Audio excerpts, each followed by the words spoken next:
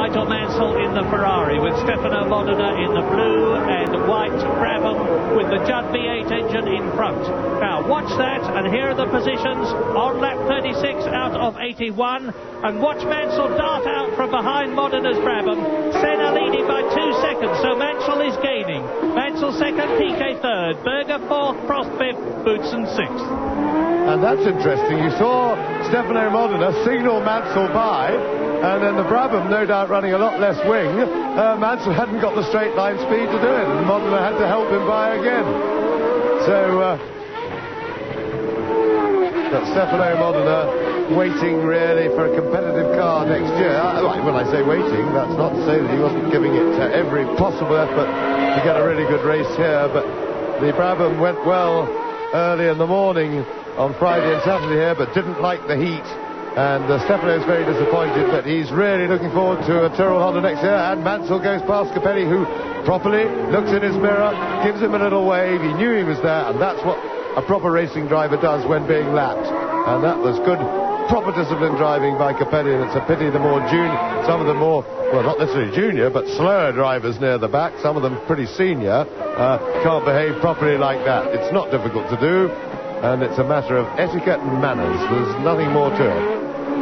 Meantime, as you watch Nigel Mansell second, having passed Capelli and Modena, Nelson Piquet is still there. The Benetton's reliability is to the fore again with its Ford V8 engine, and Piquet, as you can see, is some 12 seconds behind Ayrton Senna, the race leader, but he's only 8 seconds behind Nigel Mansell. He's 3 seconds ahead of Berger, Prost, and that is Alesi, Jean Alesi, the Frenchman. He's just lifted the nose of his car onto the curb, and Alesi, who by the way is on Pirelli tyres, was in 9th position, and now Senna's coming up to get past the Dallara. Then he is going to have to face Alesi, and we're getting a wonderful demonstration of Senna's traffic ability. Yes, Jean Alesi, and yes, and Senna's traffic ability has taken him now nearly 3.5 seconds clear of Nigel Mansell. But if they get some clear track, I'm sure Mansell will be able to cut that gap down. But Jean Alesi's had a very unhappy race meeting with the Tyrrell. He's complained about brakes, because we've seen a lot of him in that situation that we just saw him, parked against walls and lightly brushing them and spinning off. He's had several in the practice and qualifying. He's blamed the brakes, and the Tyrrell team have blamed his brain. And there seems to be some disagreement about the cause of all these spins, but he was at it again just then. And here we are on board with Nigel Mansell, and that's how to make passing a back marker easy. Come onto the straight quicker, tuck under his rear wing, pull out, and let your momentum sweep you past. But there's more traffic ahead for Mansell. Listen to the Ferrari.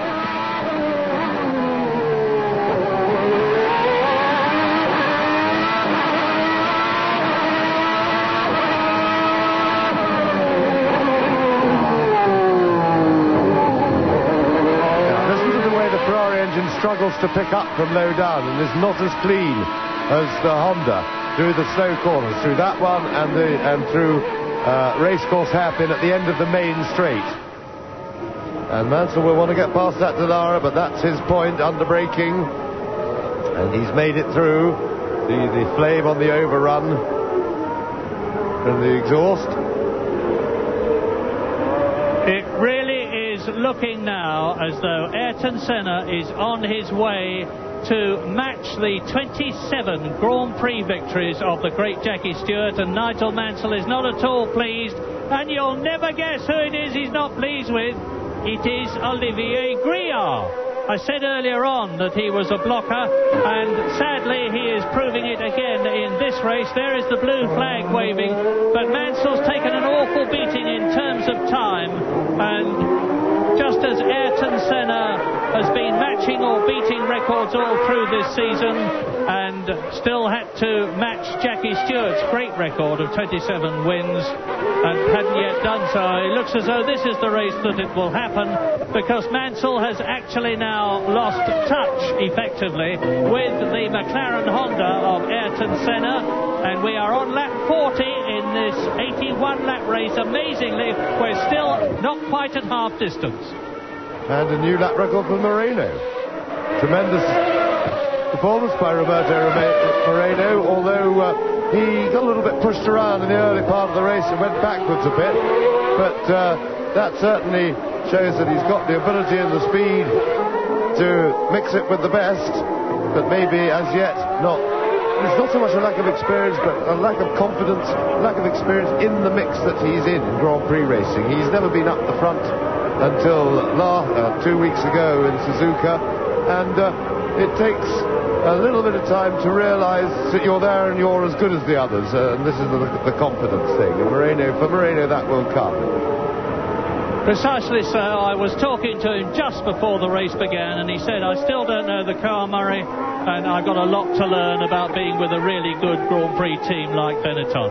And there is the Benetton darting out from behind the tail ender, and of course it is Nelson Piquet and Emanuele Pirro. So Piquet in third position has lapped Pirro, who is in 17th position, and the leader Ayrton Senna has lapped everybody up to Roberto Moreno at half distance, and Moreno is in 8th position, and he's actually lapping third fastest at the moment, and Senna has just gone round a second faster than Nigel Mansell. The Brazilian, I think, senses victory. His coolness and calmness in the cockpit is legendary. He has an ice-cold brain, and he thinks out the tactics and then implements them faultlessly, as he is doing now. Yes, well, this really close and charging race has now spread out a little bit at the front. It's rather symmetrical, in fact, because Senna leads Mansell by 6 seconds, Mansell leads Piquet by 6 seconds, who leads Berger by 6 seconds. So we've got this sort of around about 6-second gap between each of the first 4 cars, and then Prost is a little bit closer. He's just a couple of seconds behind Berger, but not really looking like threatening or even attacking him. I think he's a man in a state of depression, and I think Berger would have to sort of park it on the side of the road and wave him through before Prost is going to actually attack. That's a lazy, messy weekend for him, and he's certainly done nothing this weekend that will make the Tyrrell team mourn his departure. Ayrton Senna that you're looking at has yet to win an Australian Grand Prix. It's one of the few he hasn't won. He started 4 times in pole position out of 6 races, and as you see, he is very much the fastest man on the circuit, and now leads Nigel Mansell's Ferrari by 7.6 seconds. Indeed, the times between Mansell and Piquet are virtually identical, and they're both lapping a bit slower than Ayrton Senna, but it's still Senna, Mansell, Piquet third, Berger fourth. We haven't seen much of Gerhard Berger, but he's there, ahead of Alain Prost in 6th position, as Capelli exits the pits. Yes, so that was a bit tight, and that won't please Martini, I don't think, who he let straight out in front of him, but the pit road is part of the racetrack, and Capelli is entitled to be racing as he exit the pits, but you're probably having to be feeling his car for whatever they did when he was in the pits, and that will make him slower, and that will aggravate his 2 pursuers. Now, Senna really seems to be taking control of this race, that he certainly struggled to do up to half distance with Mansell attacking him from behind, catching him quite easily every time he got held up or dropped back a bit. But now I think I get the feeling that the McLaren was not working that well on full tanks, but the combination of Senna in a McLaren with less than half a tank full of fuel is beginning to look as it did on Friday and Saturday here, and that was in a class of its own, this driver-car combination, and that says a lot for Senna, because Berger does not make the McLaren look so anything like as sensationally good compared to the others. I think Senna now is really starting to stamp his authority in this race, and it looks to me as if Mansell's beginning to run out of any idea to respond. The lightning of the fuel, though, it seems to have suited the McLaren better than the Ferrari. On the other hand, Alain Prost, who is fifth, is now catching fourth place man Gerhard Berger. There's Nigel Mansell ahead. And look at the Benetton behind Mansell. My goodness. Nelson Piquet right up with Nigel Mansell, and the gap was 7 seconds. So something very dramatic indeed has happened. All of a sudden, Nelson Piquet is there. Maybe there was a spin by Nigel Mansell. Yes, I'm grabbing the microphone off Murray. I was just to say, I think he must have had a spin, and there it is. So we didn't see it, but the cameras did. And he was off the circuit when it was a straight on, clearly, by Mansell. He under braking. And maybe some of Mansell's dropping back. Brake trouble has been what everybody has feared here. All the teams have been struggling for the brakes to keep up with the tremendous power and acceleration and speed of these cars. Every year they go a bit quicker down the straights and power away a bit more, so the brakes have more to stop. And it becomes very marginal. So Mansell, a little exit under braking, but he still keeps third place, and we see it from Mansell's car now. And now you watch him spin turn it, because it's a straight on. Now boot it, spin it round, that's it, that was a spin turn. And away he goes. There are the big black marks he left, and so he lost only about 5 seconds, because Piquet was 7 behind, and he just got away before. So that, of course, now looks to me that without trouble that has handed the race to Ayrton Senna. The one potential challenger he had on the road, Nigel Mansell, is now going to be far more busy dealing with Nelson Piquet's attentions from behind, and it looks as if the new world champion is doing just what he intended to confirm the statement, I am the best in the business, and I'm coming to Australia to relax and enjoy myself. And he's done it yesterday, he did it on Friday, and now he's doing it. But Piquet and Mansell, a battle seems to be starting. Indeed it does. No battle now between Senna and Mansell. It's 17.6 seconds, and Senna can now concentrate for the rest of this 81-lap race. He's on lap 45, on preserving his tyres, looking after the car, not overstretching himself. Will be superlatively fit and very determined, and that's very unlikely to happen. But Nigel Mansell struggling to retain that second position. He had hoped, of course, to win again here in Australia, having only won once this year in Portugal. But Nelson Piquet is underlining his comeback in 1990, a win in Japan and a second place in Canada. He's fourth in the championship, and now he's almost second in the race, because Nigel Mansell missed something there, missed a gear maybe, but whatever. Nelson Piquet actually had to brake not to run into the back of the Ferrari, and this, I think, is going to be the change. Nelson Piquet will go through. I think Mansell is probably in brake trouble. And then, of course, he's got the pickup problem out of that corner where Piquet got very close. And he's going to have to be braking early. Well, he's fighting to keep his place, but I think he's in brake trouble. He's all messy. And he looks like an angry man in the car. He looks very frustrated, does Mansell. But the fact that he's off was a braking error. Well, what a disappointment for Nigel Mansell. Whatever it is, he's clearly in trouble. And he was seesawing away at the steering wheel in frustration then. Mansell has slowed right down, so he's got something pretty serious. Yes. What a pity for Nigel Mansell, but what good news now. Here's the replay, and you see Nigel Mansell running wide. Nelson Piquet goes through on superior braking. Mansell has to drop back. That's the S's, and you can see now the gap that is extending, with Nelson Piquet having moved up into second position, and Berger and Prost closing up on the Ferrari. So it's going to be a real race for third soon. No, this is serious brake problems for Mansell. You saw that his left front locked there, and there's no doubt that Mansell is in what looks to me like almost terminal brake trouble unless he slows right down, and whether that's going to take him out of the points, I think he may well be headed for the pits, and he's waving to his pit, but he can talk to him about it on the radio. Now look at this. This is the brake problem. The left front was grabbing. It makes me think that the right front may not have been working, and the car is really all over the place. And worse still, with brake trouble like that, it behaves very unpredictably, and Prost is now attacking, and we'll hope that Mansell may confuse Berger.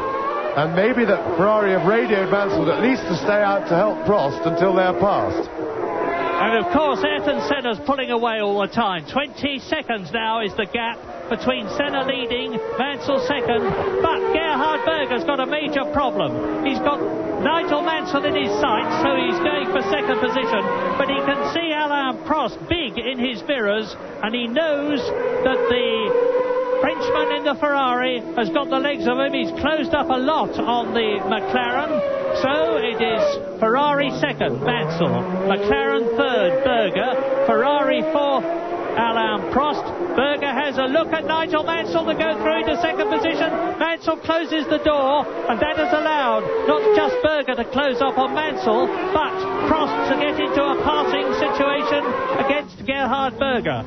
And now Ayrton Senna is on lap 48, second, third, fourth together. Berger has a look now, but he has to anchor up a lot, and that messes him up. But Prost, who's ready to come by, has nowhere to go. And Mansell, not surprisingly, into the pits, but this will be... Yeah, tyres, wait, I don't think changing tyres is going to do it. I'm really certain that it's brakes, but of course you can't do anything about the brakes during the race. They are at something like 400 degrees centigrade. They're a little bit difficult to sort of work on. So, Nigel Mansell out after a 7.7 second stop, and that means to say that Berger behind Piquet in third position, Prost in fourth place. Nigel Mansell has rejoined in fifth position ahead of Thierry Boutsen, and Senna has lapped everybody up to Boutsen, who is in sixth position. So now you're looking at Gerhard Berger's McLaren Honda and the Ferrari of Alain Prost, who, as you can see, are in third and fourth places, and you can see how close the gap is between them. Now, Prost is lapping, or did lap on the previous lap, by 1/10 of a second slower only.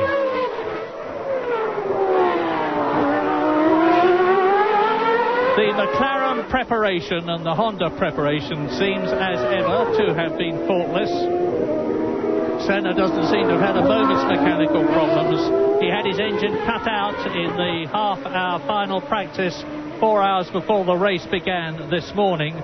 And both he and Berger had trouble with the big brake ducts on the front of the McLaren, as a result of which they were strengthened, and the results seem to have caused an absolutely faultless race for both of them.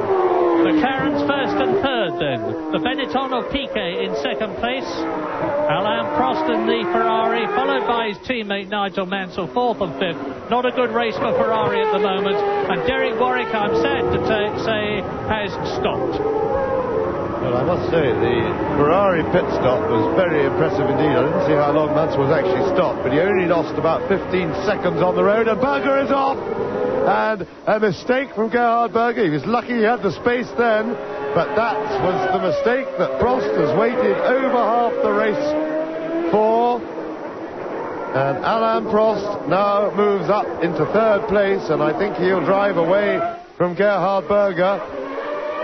Berger was struggling, and Berger, quite honestly, that was a self-inflicted error. He's got the Japanese Grand Prix should be on his mind, and maybe Berger is sent. Yes, you see, put it on the curb, and that is fatal.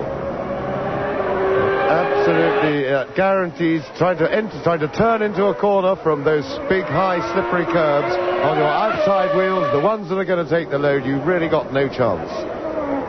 So, Alain Prost moves up into third position. And mark this, he is 10 seconds behind Nelson Piquet in second place, who is 19 seconds behind Senna. Well, I was going on about brake trouble for Mansell, but a new set of tyres seems to have done him no harm at all. He is currently the quickest car on the circuit. And he is, at the moment, 8 seconds behind Gerhard Berger, and lapping quickly. So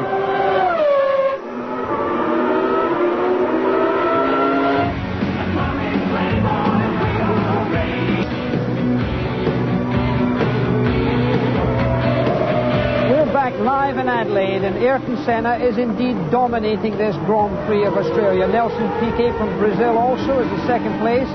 The reigning world champion Alain Prost is third. Gerhard Berger from Austria is fourth. Nigel Mansell from Great Britain is fifth. And Terry Boutsen from Belgium is in fifth position.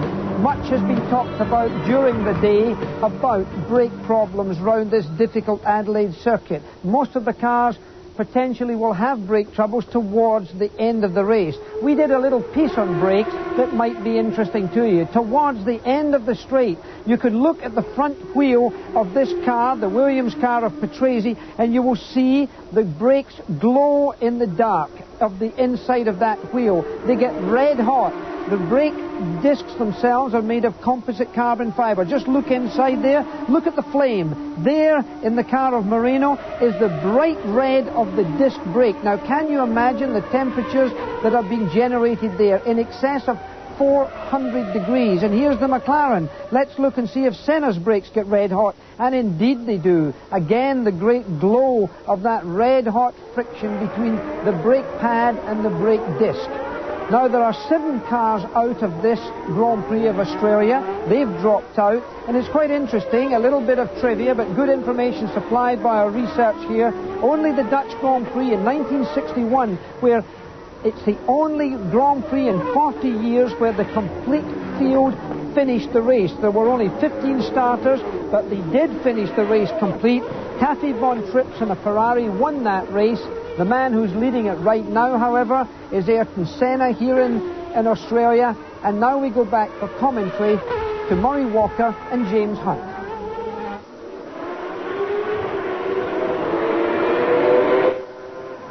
Roberto Moreno, who's in 8th place at the moment, and still very much learning what it's like to be in the leading group in the Grand Prix, but I'm quite sure he'll learn fast. And I do hope that Benetton will give him the drive next year, because quite apart from anything else, I can't see that there's any driver around who is available who would do a better job. Certainly I heard rumours that they were muttering about Thierry Boutsen, but they must be completely mad to think that Boutsen's going to be anything like as good as Moreno. Quite apart from the fact it would mean yet another broken contract in Grand Prix racing, because Boutsen has signed already for Ligier next year. I've heard talk that the Benetton team sponsors might not want 2 Brazilians in the team. I can only say to that, the 2 Brazilians of the magnitude of Nelson Piquet and Roberto Moreno, a very established triple world champion and a really super driver like Roberto Moreno would do credit to any team. Now, Senna leads Piquet by 27 seconds and is on his 55th lap, with Nigel Mansell slicing through the field and Alain Prost going inside the Ligier. And Senna's way out on his own now. It looks like about a 30-second lead to me.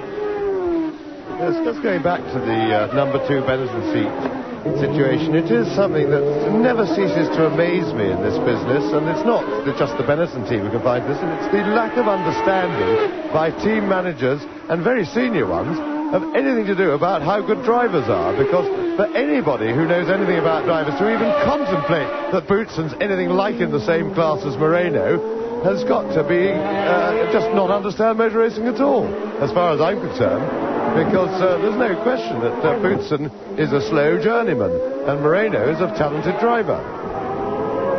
And Nelson Piquet is 27 seconds behind Senna, but he's keeping clear of Alain Prost. And you see the Ferrari there coming up to the sole AGS in this race. It is that of Gabriele Tarquini, the Italian, driving for the French team. He is in 17th place. And here's a rundown on the places on lap 56. In the lead, of course, is Ayrton Senna. In second place is Piquet. Third is Prost. Fourth is Gerhard Berger. Fifth is Nigel Mansell. Sixth is Boutsen. Seventh is Patrese. Eighth is Roberto Moreno, who has actually been lapped. Jean Alesi is in ninth position. Johnny Herbert is 10th, Nakajima is in 11th place, Martini is 12th, then behind Martini in 13th place, Nicola Larini, who has been lapped twice, as has his teammate Philippe Alliot, who is 14th. 15th is Emanuele Pirro. 16th is Stefano Modena, who has been lapped 3 times, as has Gabriele Tarquini, who you just saw Prost passing. Tarquini in 17th place. Just for the record, Griard is still running, 5 laps adrift in 18th place, but Capelli, who was 19th, is out. And the fastest lap thus far was on lap 50 by Ayrton Senna, 1 minute 19.302 seconds, which is a full second inside the previous lap record held by his now teammate Gerhard Berger, who was driving for Ferrari at the time. But things are hopping up, because you see there, now there is the Ligier headed by Tarquini. That is Gerhard Berger in the red and white car, and there's got to be some passing now, because Gerhard Berger has got Nigel Mansell storming on the new tyres behind him. Nigel Mansell 5th and going for 4th, and this is the battle. Gerhard Berger from Austria in the McLaren. He, of course, has not come in for tyres, so Nigel Mansell's got the advantage. And he's now, metaphorically, just picking his moment to get past. With Senna on lap 57. And off goes the Tyrrell. And out goes Satoru Nakajima. And makes the retirements up to 9. Perfectly all right. He's just slid off on the grass. Dinged the front of the very unique nosed Tyrrell with its anhedral wings. And Mansell really is fighting now. Yes, and ahead of him, Piquet has demonstrated, I think, to Alain Prost that whatever Prost does, he can cover it, because tremendous shot there. You can see some of the rubber, great big chunks of rubber, which are called the marbles. Good close up there, and if you get onto those, they literally roll under the tires, and there goes Nakajima straight on, but just about stops before he gets to the aggravation. Meanwhile, and Mansell is through. Mansell at the end of the straight has dived inside Gerhard Berger, not unexpectedly. He's on fresher tyres, and Berger's been lapping a lot quicker than him, positioned himself well for the toe. So Mansell moves up into 4th place. However, a long way behind Alain Prost, and Alain Prost is lapping quicker than he's done at any other time in the race, but Piquet is still maintaining the gap. Here we see again, replay now. Mansell ducking out as they come into the braking area, and with a little bit more grip, fresher tyres, it enabled him to jump Berger very skillfully on the turn into the corner. He just came off the brakes earlier, wasn't really ahead of him, and jumped inside him at the corner. Very good piece of driving by Mansell. Showing his claws and growling hard, moving up into 4th position. The gap between himself and Alain Prost is 11 seconds, and on the previous lap, Prost was faster, and considerably so, than Senna and Piquet. So we're getting the makings of a very interesting end to the Australian Grand Prix. Not an end that will affect the position of Ayrton Senna, because he hasn't got a cushion. He's got a lounge suite between himself and Nelson Piquet, who is in 2nd position, with Alain Prost in 3rd place, Nigel Mansell 4th, Gerhard Berger 5th, and Thierry Boutsen in 6th position. But the Ferraris have been reliable, and that has made this race. The McLarens have been reliable and faster as far as Ayrton Senna is concerned. And now let's see what the situation is as Nigel Mansell goes past. Well, he's matched the lap time of Alain Prost, but he's no faster. There's that distinctive silhouette of the Ferrari. It's been a very disappointing move for Nigel Mansell when he left the Williams team and went to Ferrari. He's had 3 wins, but he must have expected a lot more than that. Yes, and amongst the front runners now, really the interesting battle is if Mansell is going to get after his own teammate Alain Prost. I'm sure he'd like to, and Griard once again being a problem. We've already had some fist waving at him from Mansell.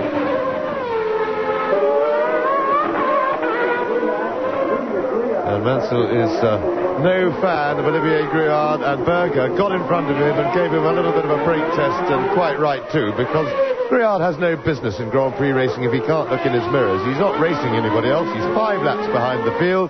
He has no reason to go around interfering with the people who have got a serious motor race on their hands. It's absolutely disgraceful, this sort of stuff.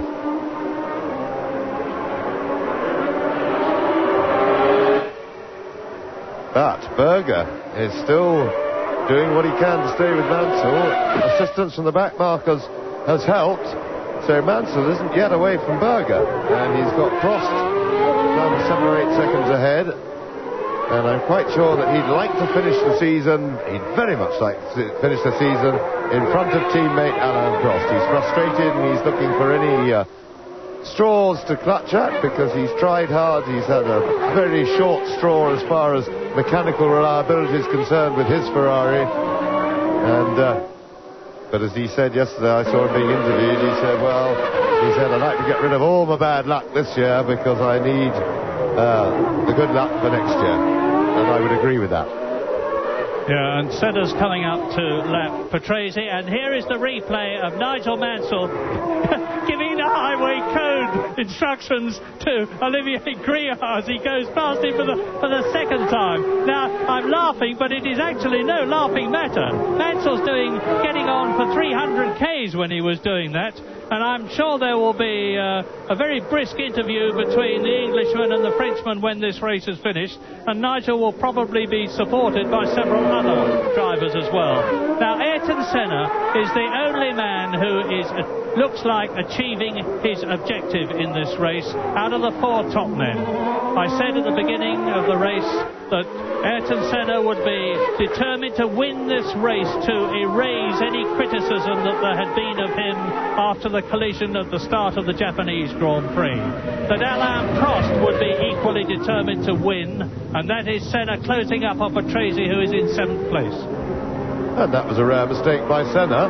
He went a little bit wide then and lost rather a lot of ground to the Williams, but he can afford the luxury of a very minor error. It wasn't anything serious. And with reference, of course, to the incident in Japan, strangely enough, there's been a lot of uninformed criticism of Ayrton Senna here by people who really ought to understand motor racing better. People who should know have been saying, well, it was Senna's fault, the accident, and Prost was an innocent victim, and that, of course, is complete rubbish. Prost made the bed on which he ended up lying all his own work. He opened the door there, invited Senna in, did not commit himself to going to the right-hand side of the track as he should have done, and a new lap record for Nigel Mansell. So he's getting the bit back between his teeth on his fresh tyres, but he's actually, with the traffic, he's lost a little bit of ground to Alain Prost. He's now 4 seconds further behind him than he was a few laps ago, so he's not out of sight. He can still catch him, but he's going to have to work very hard. And Berger is still lurking not so far away. They're well over a second under the old lap record. The fastest lap, actually, is that of Ayrton Senna. It's still the lap 51:19.3. And Senna walking in! What has happened? That is Senna! This is incredible! Ayrton Senna, there's his car! Ayrton Senna is not going to win the Australian Grand Prix. Zap! Straight off the circuit, over the clag and into the tyres. Well, I beg his pardon, that at the previous corner or two, that wasn't a mistake by Senna, that was a problem that he had. And, so Senna out of the race. And, of course, Nelson Piquet leading, and there he is. Nelson Piquet, the 3 times world champion from Brazil, who won in Japan, now leads the Australian Grand Prix, and out goes Gabriele Tarquini. They're disappearing like ice cubes in the desert now. The mice are getting at the machinery, and the machinery that the mice are most getting at is the brakes, because that may have been Senna's problem. But never mind what the problems were in this sensational development. Ayrton Senna, that everybody, including me, I must admit, confidently expected to win, is not going to do so. Nelson Piquet is on his 63rd lap, leading Alain Prost by 10 seconds, who is 7 seconds ahead of Mansell, who is 5 seconds ahead of fourth place man Gerhard Berger. Thierry Boutsen is fifth, 21 seconds behind Berger, and Patrese is in sixth position. We have got a race on our hands, because Prost and Mansell could either of them win.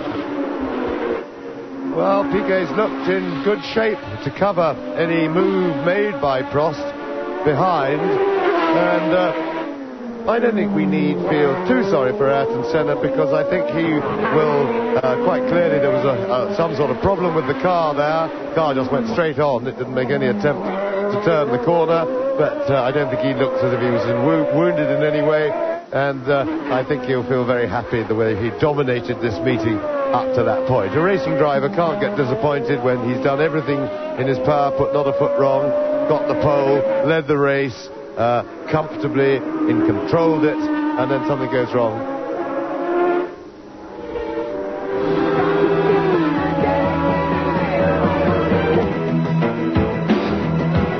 We're back in Adelaide, and the accident you're seeing there is a replay of Ayrton Senna going straight off. It was either very much a brake failure, I would have thought, and just a fading of the brakes.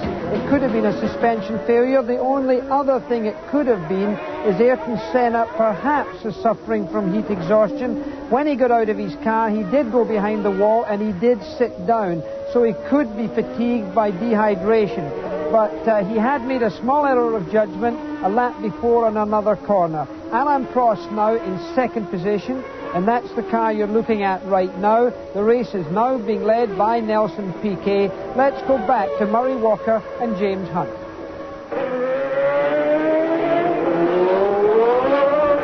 Yeah, and there are going to be people, obviously, who disagree with my point about Senna and his retirements when it comes to Japan. But of the three of the four were certainly car problems, and the fifth too, I suspect. So Nelson Piquet leads Alain Prost by 8 seconds and is fighting back. Piquet has got the message. He's got a radio too.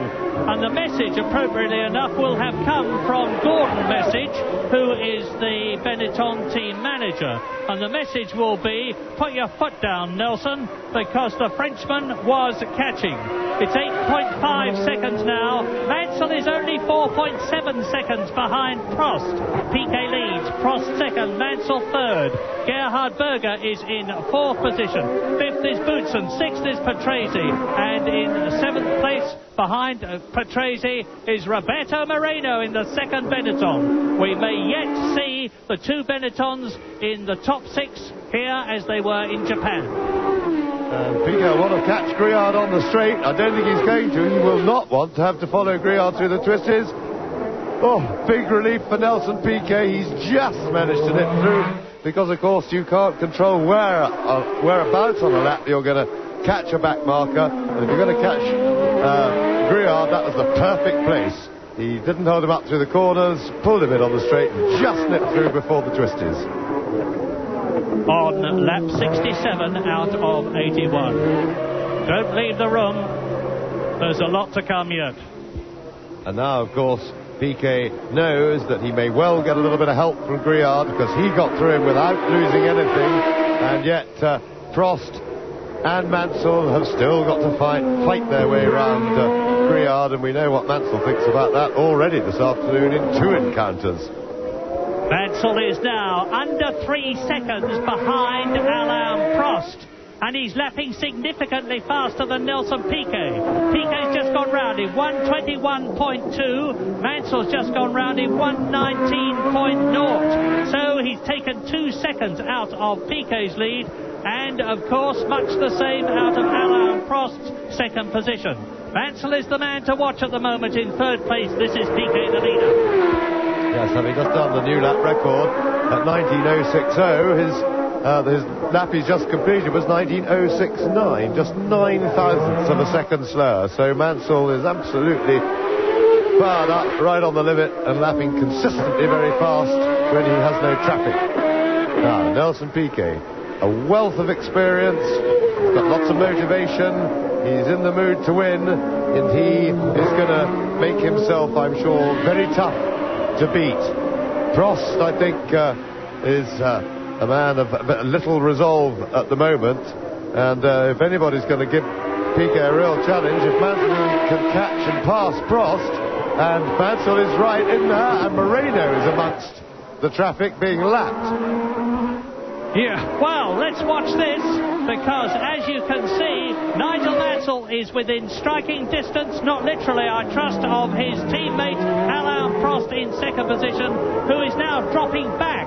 You see, Mansell is going faster. Prost, it's not that Prost is stationary in terms of his comparative lap speeds. Nigel Mansell is going quicker all the time. And while you watch this, just bear in mind that Nelson Piquet is on $100,000 a point for a win, and that is $900,000 if he wins as he did in Japan. Nice going.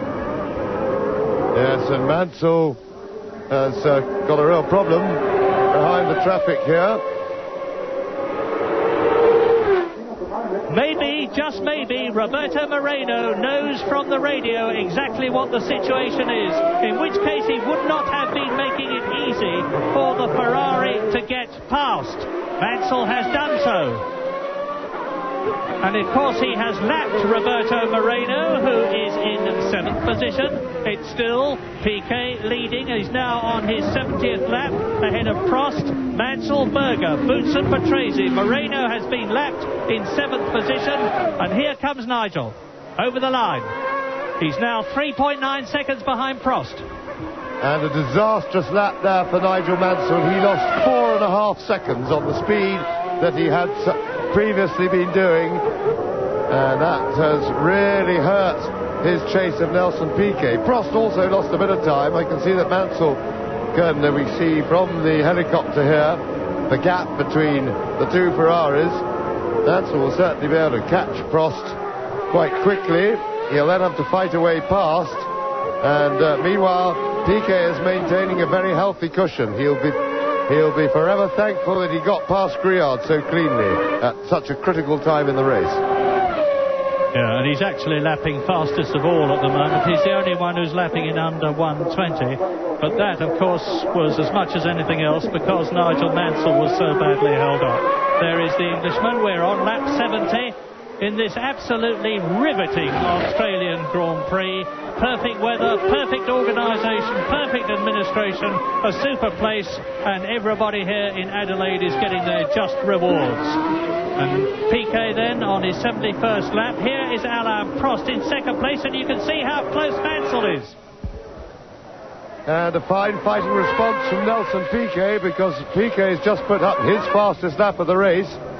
And so he's working hard to maintain his 12-second gap, and a new lap record from Nigel Mansell. So no question of tyre problem this late in the race. The three leaders. Prost has done his fastest lap of the race, so has Mansell, and his, of course, is yet another new lap record. However, Piquet is playing it very cool. He seems to be equal to anything these two Ferrari drivers can throw at him in terms of quicker laps. The gap is still 12 seconds, and Piquet has managed to just recently to respond to anything that comes at him from behind and keep a good healthy gap up. He's driving a super race, in fact, and it's lovely to see this man back at the top after a lot of criticism from a lot of people about his lack of motivation, which frankly was caused by the fact that the Lotus car that he had last year and the year before was really not in the top rank. And Nelson Piquet is a driver who needs the motivation of a really good car, which he's got now. And this will be enormous encouragement for John Barnard and his design team in England as Prost goes through to complete his 71st lap, and Mansell now is 2.2 seconds behind him. And Mansell now pulverising the lap record. He's reduced it by another 2 or 3 tenths of a second. He's now, nobody else has got anywhere near to 119, about 119 and a half, the quickest of anyone else. 118.45 to Nigel Mansell, and still he isn't right on Prost's tail. So this leading three, although they're not nose to tail, they are fighting each other very hard, and the battle is all about, they know where each other is, they are responding to each other's thrusts. And there are, of course, no team orders or deference required in the Ferrari team. The World Championship has been lost to Alain Prost. He's on his own now. He's not going to be supported by Nigel Mansell. He's going to be attacked every inch of the way, and you can see that it's happening. Mansell is visibly getting closer. Prost is on worn tyres. Mansell is on considerably less worn tyres because he's come in and changed them with that 7.7-second stop, and the benefit is showing. It is now the end of lap 72. There were 10 laps to go at the end of that. Now here it is. Mansell will be going through to second place before very much longer. Alain Prost will be fighting for his pride, his reputation, and the extra points. And Mansell really flying. 18.4 again. Just 300th slower than his previous lap, which was a new lap record.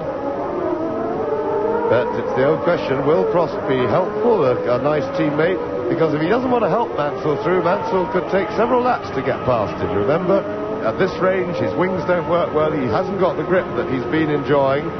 But he's on a tremendous high at the moment, and the important part is when they get out onto the main straight.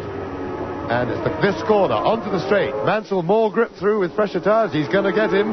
He's in perfect place. If he can get more grip on in the braking area, I'm sure he's going to have a go. Mansell ducks out. Mansell is through. No fight from Prost, which was a proper and gentlemanly thing to do, because Mansell still has, well, maybe if there's no traffic, he could possibly just about catch Piquet.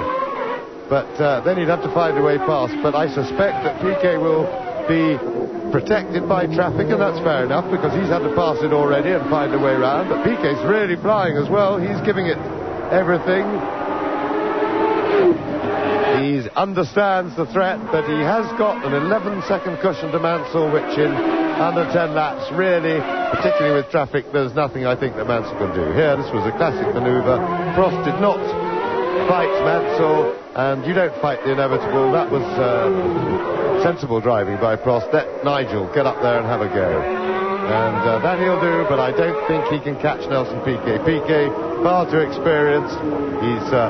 the motivation finally seems to be really back there, and with Piquet's head finally back in working order and his experience and skill, I'm sure he's not going to throw this one away or really give Mansell any real, not give Mansell any real chance. I remember the Japanese Grand Prix last year. Nannini had settled for a certain second place, and incidentally, I'm glad to say that Alessandro Nannini, like Martin Donnelly, is making progress, and I'm sure that they will both be watching this race. I know Martin is. And Alessandro Nannini last year in Japan had decided to settle for second place when Senna was well ahead of him, and he said he could have gone a lot faster and won the race had he known the problem that Senna had. But now Nelson Piquet, as James has said, is far too seasoned a veteran to make a mistake like that, and I can imagine a constant dialogue going on between the race engineer of Nelson Piquet in the Benetton team. And I was saying that this is a wonderful encouragement for John Barnard and his design team, who, having done Ferrari and done McLaren, are now, they hope, going to do the same for Benetton. Well, Mansell can stick in a couple of laps down by his lap record, around about 18 and a half.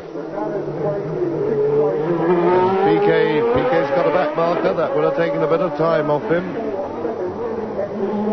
And that was Pierluigi Martini, but he's safely through. Which means, and you see Mansell down at the end of the straight there. Mansell, of course, that's a cushion for Piquet to have Martini between them. There's a good chance that Mansell won't be able to just sweep past him without any delay.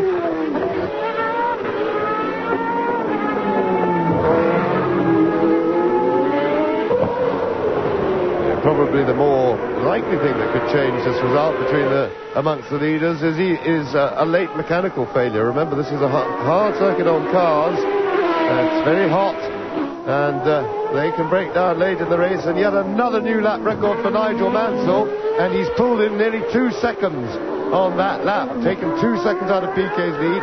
8.5 seconds it now is. So, Mansell really going for it. Now, I dare say last year, if anybody had said, next year Nelson Piquet will win 2 Grand Prix, the reply might have been, and pigs might fly. In which case, they would have been very, very wrong indeed. Look at this. Piquet on his way to his 2nd Grand Prix victory in succession.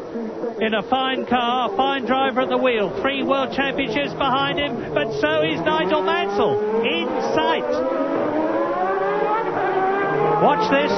Here's Nigel Mansell. What an absolutely stupefying drive the Englishman has had in this Australian Grand Prix. Now, 8.5 seconds was the gap between race leader Nelson Piquet and the man you're watching, Nigel Mansell, at the end of the 75th lap. This is the end of the 76th lap coming up, and I'm waiting for Nelson Piquet to go through. There is Mansell over the line. Piquet has already gone over, of course. 6.8 seconds. Mansell has taken 1.7 seconds out of Nelson Piquet's lead on that lap. And if he can keep it up, he can catch Piquet. But can he get past him? That's a different story altogether. And this is a fabulous charging drive by Mansell. He's pumped full of adrenaline, there's no doubt. He's throwing the car around the circuit, over the curves. He's riding up the curves. Very well done. He's really on a high, there's no doubt about it. And he's driving quite beyond even himself in the lifters get. And I saw some dust of somebody disappearing. That was a strange route to take. Yeah, but look at this. Look at Mansell diving out from behind Griard, up behind the Benetton. He's within striking distance now. This is great stuff. Nigel Mansell can win the Australian Grand Prix. And that was Piquet doing what I said he wouldn't. The pressure has got to him. Maybe he's out of practice, because Mansell now has a real chance to win. Now remember, the Benetton was the fastest car on the straights this morning in the warm-up, and that is a problem for Mansell, but Mansell's got a grip advantage. So, well done Nelson, because he's given us an even more exciting finish than we thought we were going to get. 4 laps to go. Nigel Mansell going for it. Piquet knows he's there. Piquet knows he's gone off. Piquet's got a problem. He will be worried, but settled in his cockpit. He's got Riccardo Patrese in front of him in the Williams, who is in 6th position. Now, will Patrese move over? He's in his 208th Grand Prix. Nobody knows more about Grand Prix racing than he does. And he's got Piquet leading. Mansell second. You can see how close they are. Bearing down on the Williams Renault. And Piquet needs desperately to get past before the long corner at racetrack hairpin. Now that helps Mansell. Mansell's getting a toe behind the Williams, but he's not quite close enough. He won't be able to attack Piquet this time under braking at the end of the straight. But I think he'll be pleased that Piquet has nobody immediately in front of him. He'll want Piquet on his own, I think, to attack for the moment. He can't rely on the back marker to interfere. He'd rather have a clear run with the extra grip he's got. But he is faced with this big problem that the Benetton is quicker on the main straight. Oh, now.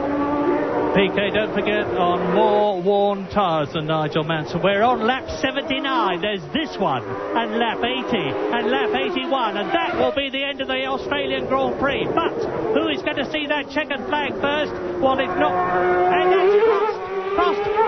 Running very, very wide indeed at Brewery Bend out of Stag Turn on his way down the long straight, approaching it. And Piquet's giving it everything it'll take now. The Benetton with the Ford V8 engine, the Ferrari with the V12 engine. And this is lap 79. Now, down the long straight. This is where the Benetton speed, and they've probably got less downforce on the car than the Ferrari has, with its greater power. This is the long, long drag down to the second gear racetrack hairpin. Now it's from here onwards that Nigel Mansell starts to close. Round Paddock Turn, down to Foster's hairpin, then the short straight up to the S's. Now watch Piquet.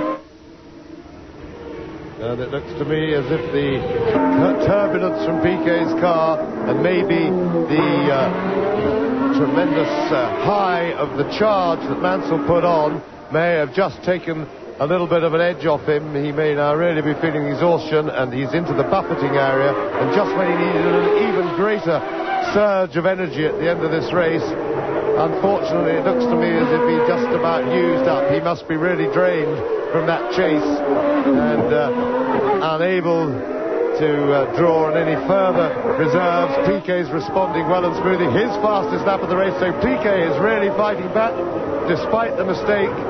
Piquet is showing real fight, and good for him.